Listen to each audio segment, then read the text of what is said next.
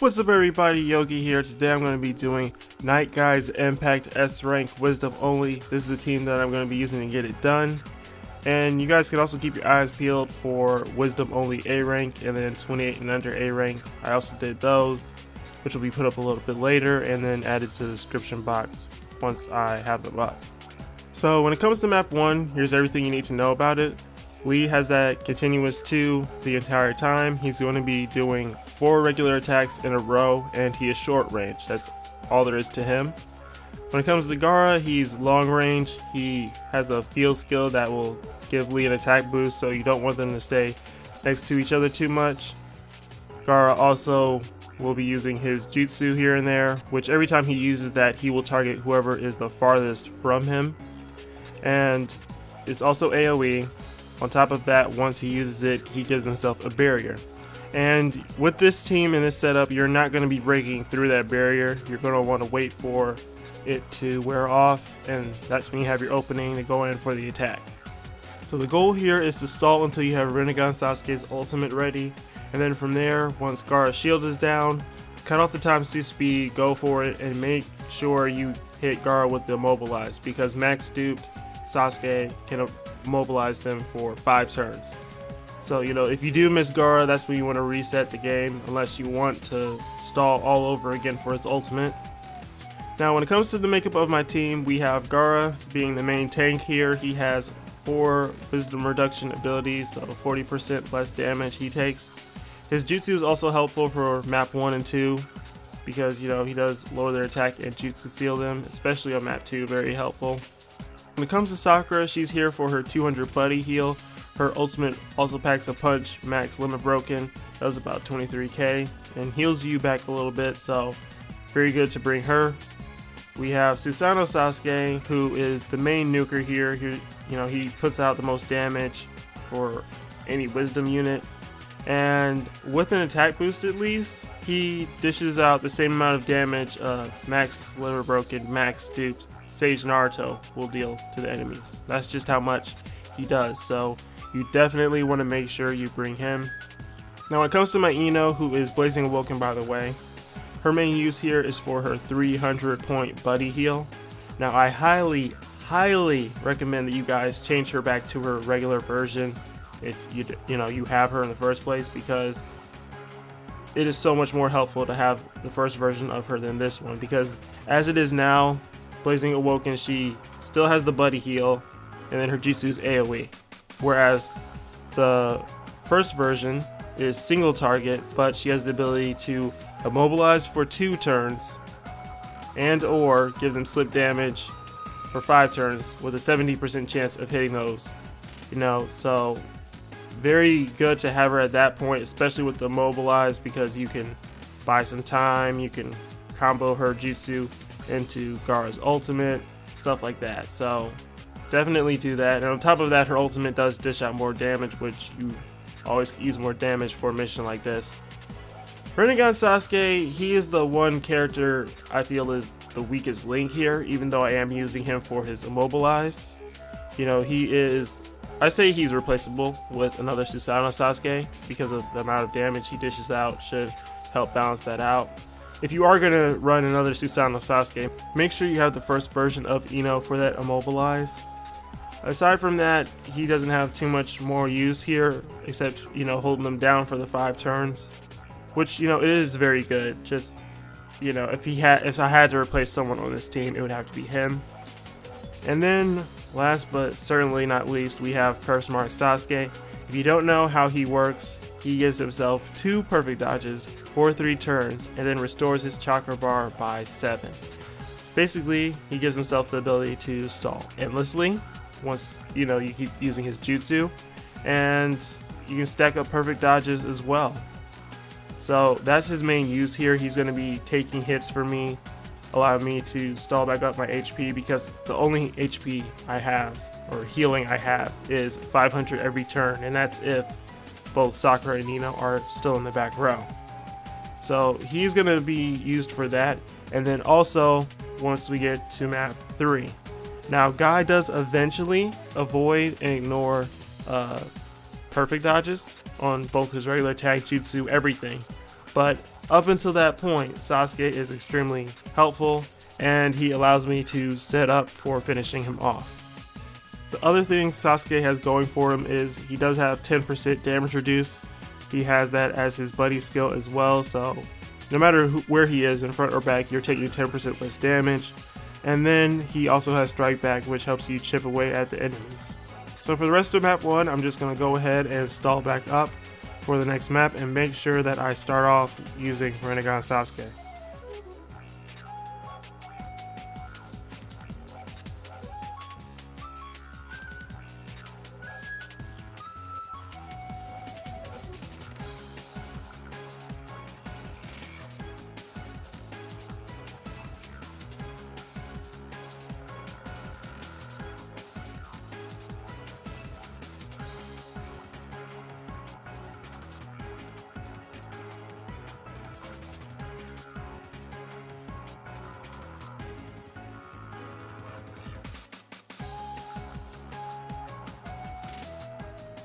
On to the second map, you have Minato and Kakashi. You want to go ahead and start with Sasuke's ultimate. Cut off the ×2 speed and get ready to reset if you miss on any of them, because you want to hit both of them with it here. They are very annoying to deal with. Now when it comes to Minato, he attacks all over the place. Same thing goes for his jutsu. Only hits one person, but after he uses it, he gives himself a substitution chance. So he'll be dodging your attacks left and right. But the reason we have to take out Minato first is because he gives Kakashi a 50% substitution chance from his field skill. Kakashi, on the other hand, just attacks whoever's closest to him. His jutsu hits multiple people, and after he uses that, he gives himself 5 perfect dodges, and you literally get one opening to hit him after he does that. Like, it refreshes every time he uses his jutsu. So pretty much every time he has danger 1 popping up sitting there, that's your chance to go get a hit in on him. After I get rid of Minato, which I'm going to have to do with regular attacks, because as you can see, even with all of my ultimates, he still lived. If Ino was her regular version, probably would have taken him out. But from here, just going to keep regular attacking until I get rid of Minato. He'll probably be dodging here and there. And then after that, I'll stall against Kakashi with my Gaara and wait for my opening to start hitting him again. Once he has the danger, if you use Gaara's jutsu on him, that will successfully stop 2 of his jutsus in a row if you get the jutsu seal. And then the other ultimate you want to use is Rinnegan Sasuke's once it's ready again and you have the chance. So you can, immobilize him and barrage him with more attacks, because you saw how much it took for Minato. You're going to have to pretty much do the same with Kakashi to get him low enough to get ready to move on to the next map. I'm going to be stalling mostly with Gaara at first, but once Sasuke's jutsu is ready, I want to start spamming that up to build up some perfect dodges, and then I will switch out Sasuke with Gaara.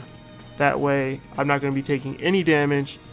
Sasuke's going to be dodging everything, and then I will also be able to build up my HP at the same time. Otherwise, my HP is really not going to go anywhere. And when you move on to the last map, you want to make sure that Susanno Sasuke's ultimate is ready at the bare minimum. I'm going to be using Gaara's jutsu here and there, and then Ino as well. So if you use either of them, that's totally fine if they go in without any chakra. But, Sasuke needs to be ready. He's the main one.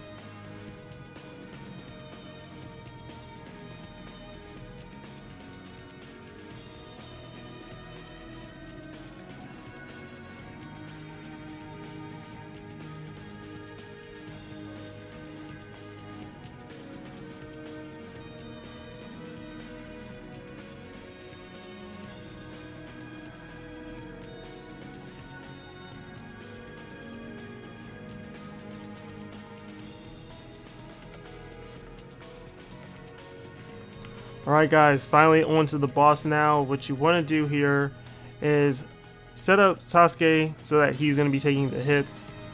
Definitely want him to have some perfect dodges coming into this, so make sure you keep spamming it, keep building it up as much as you can. And we're going to go ahead and use Rinnegan Sasuke's, Susanno Sasuke's ultimate here and take him out. You know it's hard for me to keep it with Sasuke's, it's 3 from here.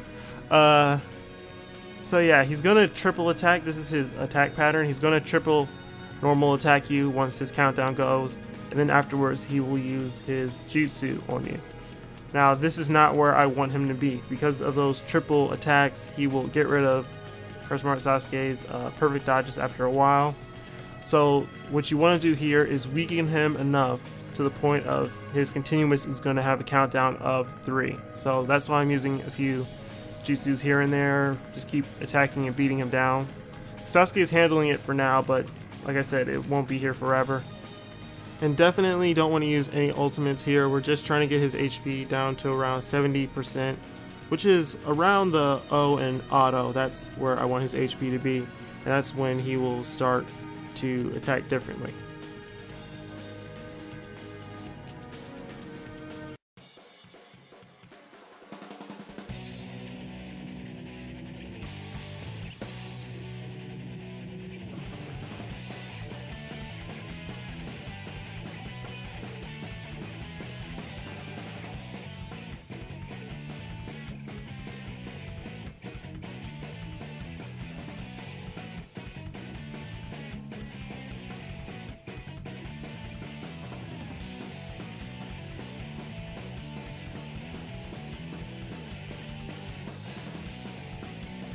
Alright guys, so as you can see, now his continuous has changed to 3. Sasuke legitimately had 1 perfect dodge left at that point, so that was perfect timing. Now I'm switching Gaara over here so that he can take these 2 attacks right here. 5,000 damage. That's how much base damage we're working with here. So reason I switched out for Gaara is simple actually. I got to this part before and I lost. That's because Sasuke has Strike Back. Now, I wasn't as careful getting Guy to this threshold, so he might have started when his HP was lower than this. But pretty much, once he starts attacking like this, he's going to be doing the 2 jutsus every 3 turns, which is perfect for Kurosumare Sasuke because he gets 2 perfect dodges every 3 turns. The downside is Kurosumare Sasuke strikes back. So every time he was spamming the jutsu, Sasuke was hitting him almost every time. I was like, yes, this is awesome. But by the time Susanno Sasuke had his 9 out of the 14 chakra needed for his ultimate, Sasuke had beaten his HP down so much that he started his next wave of attacks, which completely threw off everything, destroyed all of Sasuke's perfect dodges, because he started ignoring it at that point actually, and I lost. So basically going to be stalling as much as I can with Sasuke. I'm not going to be taking any damage from this, and once my HP gets to max, I will switch out with Gaara to allow me another turn basically without any strike backs on Kai. Just want to be very careful here, and once Gaara takes a hit, just switch back out and let my HP build back up again. And we're just going to keep doing this until we have everything ready.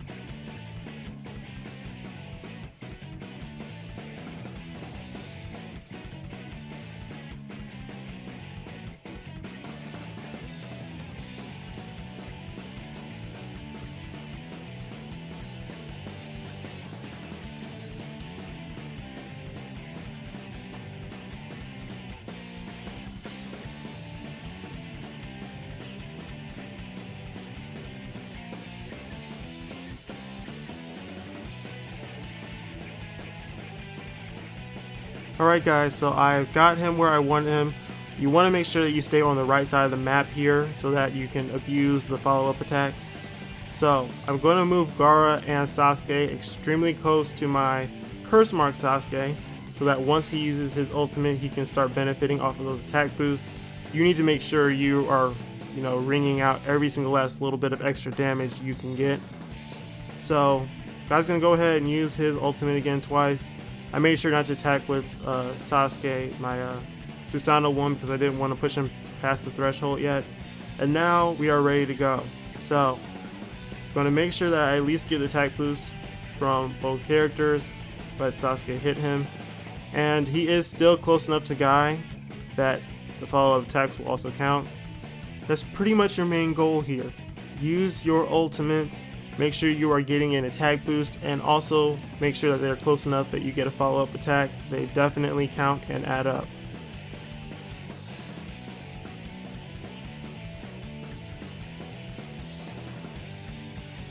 Now Sasuke has gotten rid of about half of his remaining HP. He's once again going to finish doing his last attack from when his HP was 70%. That's why I made sure that Curse Mark Sasuke was still the closest one to him. That way he could eat both of those jutsus. And now this is where it really comes down to it. Guy is about to use his ultimate 3 times in a row, dealing 5,000 damage each time. So you want to make sure that Gaara gets hit here, or at least Rinnegan Sasuke once. Now here's the funny part, right? So Guy targets my Gaara. You can see how much that lowers down to. And then he attacked my Rinnegan Sasuke, who is going to be taking a little bit less damage thanks to Curse Mark Sasuke. At this point, I restarted the game because I thought I was going to lose. In reality, I was going to live it. That's because I thought he hit the other Sasuke. You know they look the same and all that. But here you just want to make sure you have the ×2 speed off and that the right units are getting hit so that you can survive. All you have to do is live through these 3 attacks and you have the game won.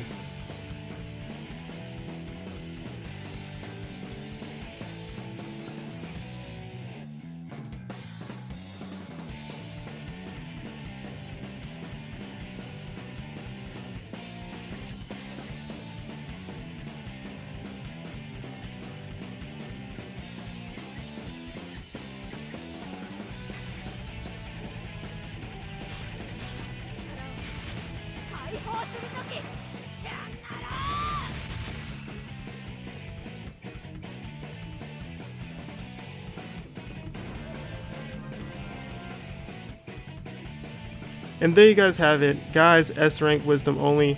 Hope this video helped you guys out as always. Don't forget to leave a like, drop a comment, and subscribe. Peace.